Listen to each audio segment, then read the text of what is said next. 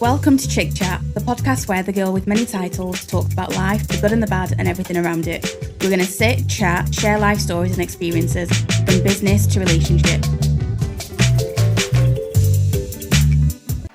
Hello and welcome back to another episode of the Chik podcast. So this week I want to talk about a little bit going from the podcast that I did with G, where we talked about kind of settling down and what that means, because as it stands right now, I can't even lie, I am freaking out about the thought of being, the wife part's fine, it's the becoming a mum and what's expected of you when you're a mum, and the fact that I also run a business, like how that's going to work. So if you are new here, we normally start with your win of the week, or not your win of the week, we normally start with your challenge of the week or tip of the week.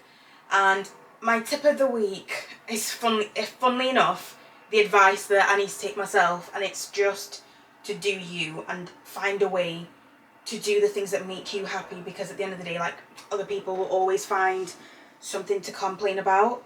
And again, if you're new here, in the middle we check in and see how you're actually doing, especially if I've got another guest on.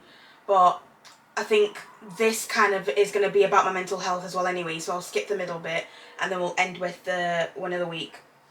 So yeah, the reason I wanted to talk about this on the podcast today is because, one, I don't really have anyone like that I know to look at that I can go, okay, they've done this, so not only is it doable, but I've got someone that I can kind of speak to, bounce ideas off. The people that I know that do this are men and people that I follow online. Like, funnily enough, I was watching Patricia Bright this morning. I love Patricia Bright and I've watched her since I was, early teens.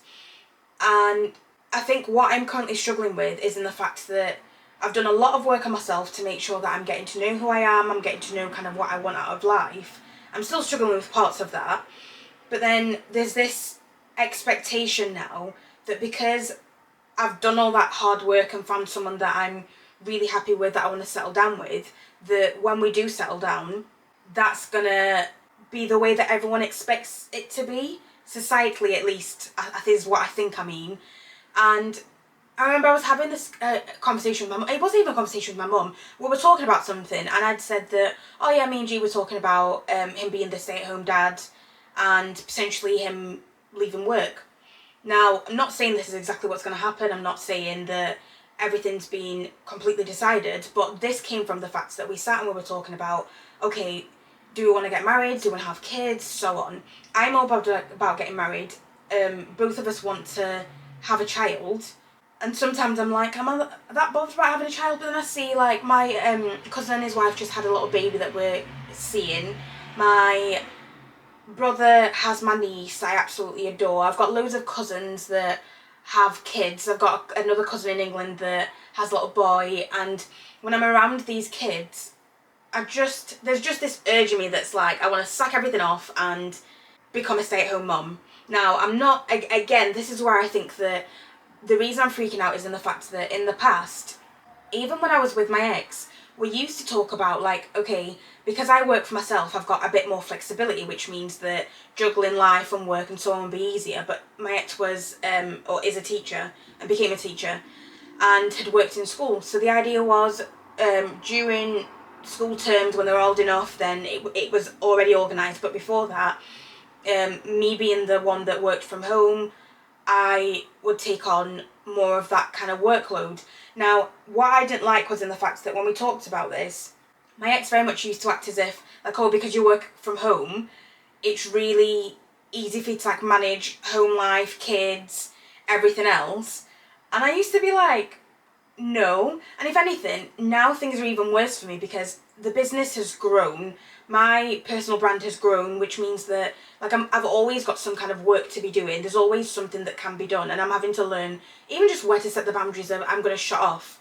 today's a Tuesday, for example, the days that's supposed to be my self-care day, I'm actually going, I've got bits to catch up on, so yes, I maybe won't work a full day, I'll focus on some exciting bits that I want to do for myself, but I've spent this morning catching up, and I'm doing the podcast because I want to make sure that this is done ahead of time for the team, because I've been delaying this. Now, all of that, when you're thinking about that, and I've also been really overwhelmed at home with, like, life admin, the amount of washing, then all of a sudden it became sunny, so I used that to be like, okay, get some washing done, but I think there's this tendency for people to forget that women might be able to do it all, but that doesn't mean that we should do it all. And the other day I was freaking out to the point where I was thinking, like, my mum did all this, why can't I do it? And I thought, why am I talking down to myself in this kind of way? Because ultimately, yes, I saw my mum do it, but I saw my mum do it all and be tired. And I'm really lucky because I've got a very active dad, and a dad that was involved, a dad that loves to cook.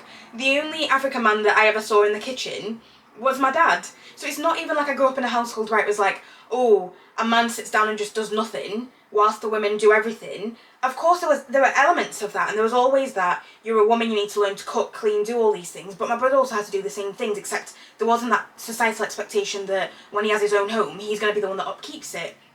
Whereas, for me, that's been the case. So when I talked about me and G getting a cleaner, certain people have been like, but it's just the two of you, why do you need a cleaner?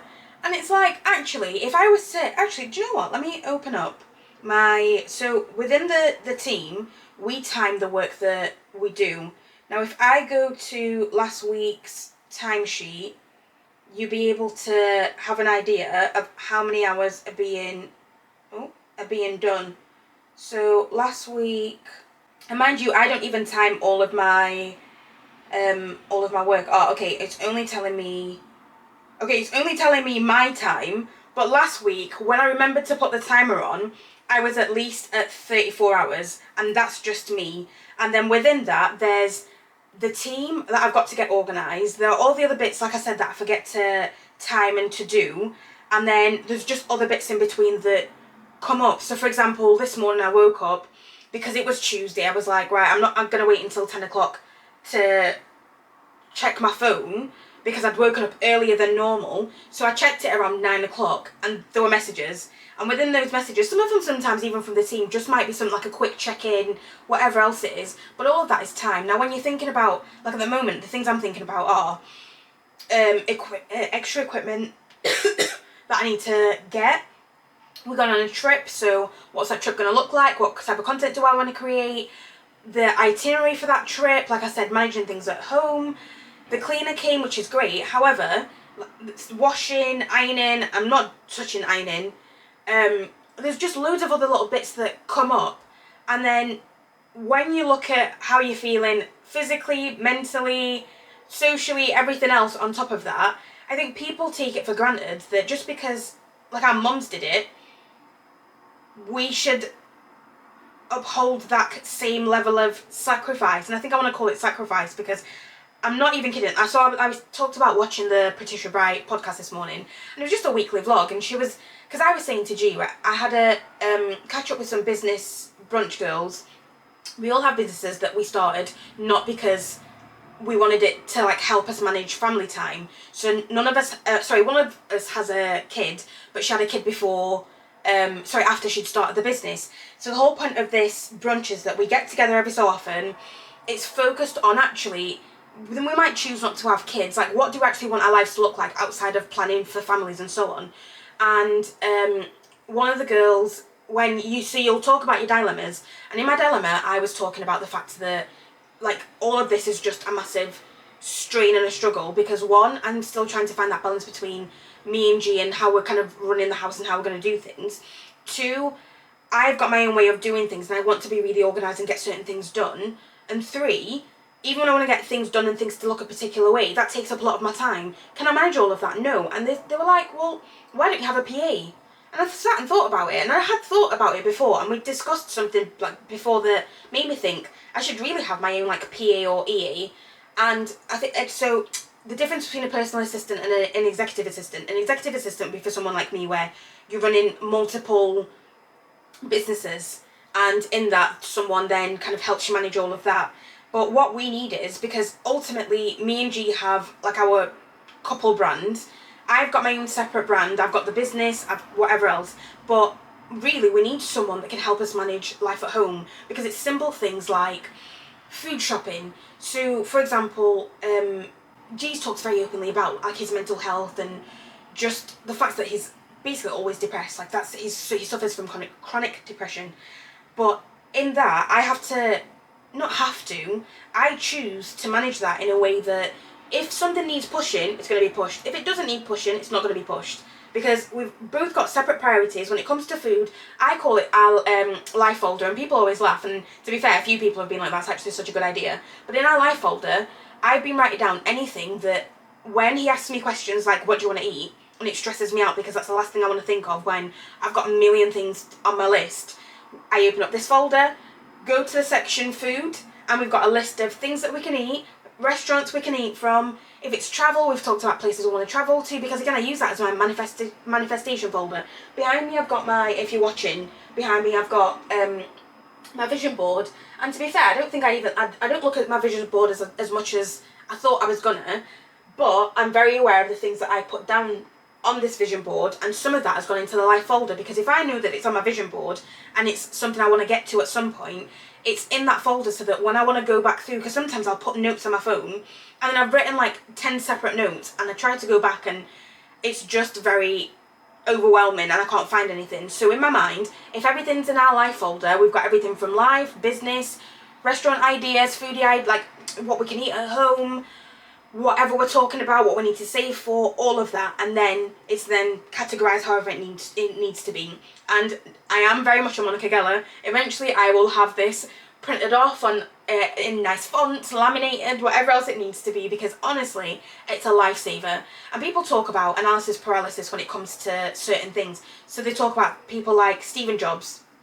These people that you used to see wearing these same kinds of outfits, because that's one decision that's made for you, which means that you leave space in your brain to make other decisions. Now, where my problem comes is in the fact that me and G might be making specific decisions about our life and how we want things to be. However, there's still that notion sometimes when we're talking of, like he joked the other day saying, like, I'm not going to be like doing everything. And it's not expecting to do everything, but I think that's where in society people are just used to seeing women do everything. Like I woke up this morning, I got up, I cleared up, I did the washing, I put stuff to soak so it could, for like the whites, I want the whites to be pure white. I have done loads of like life admin stuff today that normally I don't have the mental capacity for and haven't had recently. But in that, I've been able to manage all of that, do my work. I'm doing some work now. I'm going to finish off, do some more work, he's going to cook, and then the kitchen's ready, like half tidy, so it's not going to take too long. He normally does that. But again, I think there's this expectation that even when we're women, especially when you're brought up, like I'm the firstborn in a family, so there are some times when, and not even only the firstborn in a family, I'm the firstborn in an immigrant family. So not only am I used to knowing that when certain things need doing, sometimes just get up and do it, I have to know when to stop, and I don't always know when to stop. So when it comes to thinking about getting married, having kids, what's that going to look like, I'm then like, well, what am I supposed to do? Because on one hand, if I'm being completely honest with myself, I want as much taken off my plate as possible, because if I'm going to be a mum, I want to be a mum. I love what I do for work, then that's why me and Gia talked about the fact that he'd be the one that would be the stay-at-home parent, at least for the first while. But because I love what I do and should hopefully be making enough money by then to support not only both of us, but like a whole household in a house that we want to like be in forever, that's the goal. But before getting to that, I'm even putting things in place like for the team, and so it's not that I don't want to be a mum and stay at home and do those things, it's just that I want more. I don't want to lose my identity. I don't want to lose track of like what more could I want out of life. I don't want to stop having big goals because there's this expectation that, okay, my life is now just about my kids. Like, don't get me wrong, again, choosing to have kids means that that's the priority, that's exactly what I want to do. However, when I'm even finding that the way I'm talking about this, I'm like, am I making excuses for like men versus women? Because I very much feel like if a man goes, I'm gonna go to work and be the breadwinner, there's no two questions asked. He's given a cheer for every little thing that he does, whether it's like, oh, he picked up the kids from school, he did some cooking, he helped with the washing. And me and you were talking about this a little bit earlier on, And I was saying to him, if he was a stay-at-home parent, and let's say the stay-at-home husband, that's a job. That's a full-time job. I wouldn't expect him to do absolutely everything.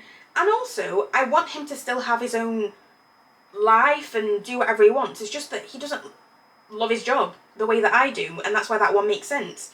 But when I was watching Patricia Bright this morning, she talked about the fact that she's got a cleaner that comes in every day. So obviously me and Jay have been talking about the PA, and we're potentially going to have our cleaner start coming every week, because honestly it's my choice, and for me, I'm finding that I'm a lot more organised when I know that Maggie is coming, and I keep on top of things so I know that Maggie's coming. If Maggie's coming every 2 weeks, I let things slip. Things might be tidy, but by the time she comes, I feel like she'll come and she'll do the bits that she needs to do to clean, but then, and to be fair, she's really, really good at, like, just knowing what needs doing. Like, the other day, she was over and, like, she was doing the windows, and she'll make time to make sure that she does everything else, but I don't think I leave her with enough time when she's coming to be able to do all the other extra little bits that she can actually do than the basics. So what I want is to be in a routine where I know that, okay, once a week Maggie's coming. In that week, we keep on top of the kitchen, we keep on top of, like, normal admin stuff. I know when I'm doing the washing. And she was laughing saying to me the other day, because I was stressing about all of this, and she was saying that you can plan all you like, but when it comes to, like, children, things never kind of go to plan. So go with the flow. Don't, like, put time limits on everything, whatever else. Just do what makes you happy, and understand that things aren't always going to be perfect, but in everything else that you can organise, get it organised. And that's what I'm now thinking that I want to do. So the things I'm thinking about at the moment are hiring a PA for me and G, because that person's going to help us with home life and with business life, and with our joint brand, as well as, like, with me and my business. Having Maggie come in every single week, potentially, if we could, maybe not getting her to come every single, if there was someone, I was looking on TaskRabbit the other day and I was like, if there was someone that could come and just, like, do the dishes and do, like, the odd little things, excuse me, I would absolutely love that, but we don't have TaskRabbit here, and I can't just hire someone to come and do, like, the dishes every day. So this is where I'm now thinking, okay, what else could we make sure that someone else can do? And so, okay, we've got the PA, we've got the cleaner that can come every week, but then G, eventually, when we make enough money, because I do the majority of the driving, his goal is to have a driver. So in the future, we will have a driver. We will have someone that helps us with those. To be fair, this person that's the driver could even be the person that helps with doing, like, some of the life stuff that you do, like, we don't want to do. But then what makes me laugh as well is G, when I was talking about getting the PA, was saying, oh, but that's quite extravagant. I was like, it seems extravagant, but as well, like, a lot of the business stuff for me and G, I'm the one that handles that, which is fine, again, because that's the agreement that we've made. He'll help me create the content, he does his little bit, that's him done. However, I feel like I need G to have more of an understanding of how the business kind of works and what goes on day to day, and, like, the things that stress me out, but then be a part of that conversation when we're looking at solutions, because, like I said, we've talked about, like, he wants a driver. We've looked at if our life was, if we had no budget whatsoever in terms of our life, what would that look like? For me, it's being able to travel whenever I want. At the moment, I travel is very much still going back to England and back, but hopefully I'll be going to Barcelona next month. And then we were talking about doing Jamaica for my birthday, but we're also talking about potentially getting married, so Jamaica might be a honeymoon thing, and that might be next year. But again, these are all the things where, when we look at, like, our perfect life, and you look at how much that would cost, it's actually not as expensive as you think it's going to be. So to have a driver, to have a weekly cleaner, to have someone do your ironing, I want someone to do the washing as well, I'd love to do that, but that's not going to happen right now. The ironing part would be sorted. He wants, like, a established bag of coffee every week.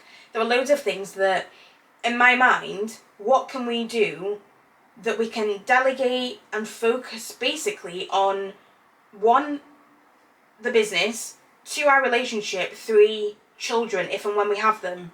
And I guess I don't have that answer right now. I've got maybe possible solutions, but I guess what I'm trying to do in this podcast is hopefully reach out to people that get this and are thinking these same things, because there's definitely a part of me that feels guilty and like I'm not being a proper woman, in inverted quote marks, but, like, not being a proper woman because I can't deal with everything to do with life, a family, managing the home, doing all of that.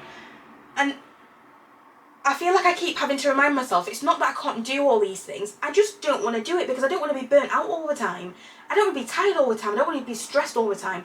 I don't want to be snapping at people for like tiny little things when that doesn't need to be done. And I think a part of what's also freaking me out is in the fact that whenever I'm making these decisions, I'm separating myself quite a lot from the people that, one, I've grown up with, whether that's family or friends, but two, that maybe don't see my life or our life and our world.